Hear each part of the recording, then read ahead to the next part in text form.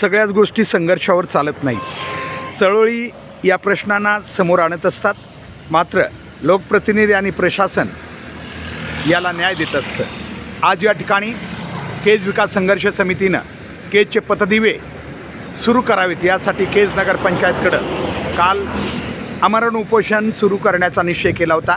मात्र काल केज नगरपंचायत प्रशासन आणि लोकप्रतिनिधी यांनी आज म्हणजेच 17 सप्टेंबर रोजी कोणत्याही परिस्थितीमध्ये हे पथदिवे सुरू करू असं आव्हान आणि लेखी आश्वासन केल्यानंतर आम्ही हे उपोषण स्थगित केलेलं होतं.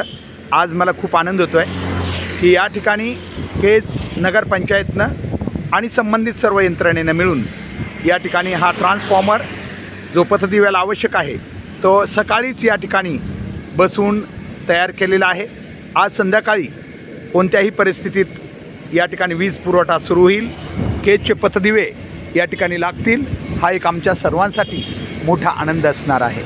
म्हणून या ठिकाणी आपण पाहतो आहोत की केज नगरपंचायतच्या द्वारे हा ट्रान्सफॉर्मर बसवलेला आहे. आता याला कनेक्ट करून आज ते नक्कीच पथदिवे सुरू करतील अशी अपेक्षा आहे. सांगायचं तात्पर्य एवढंच आहे की जर प्रशासन आणि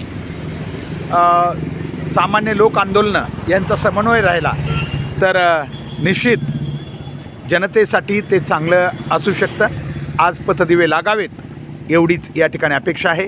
जर हे पथदिवे आज लागले तर निश्चित केज नगरपंचायत प्रशासन आणि लोकप्रतिनिधी अर्थात नगराध्यक्षा महोदया, त्याचबरोबर सर्व लोकप्रतिनिधी, माननीय हरुण इनामदार, नगराध्यक्षा सीताताई बनसोड आणि केज नगरपंचायतचे CO माननीय सचिनजी देशपांडे यांच्या या प्रतिसादाबद्दल मी नक्कीच त्यांना धन्यवाद देईन.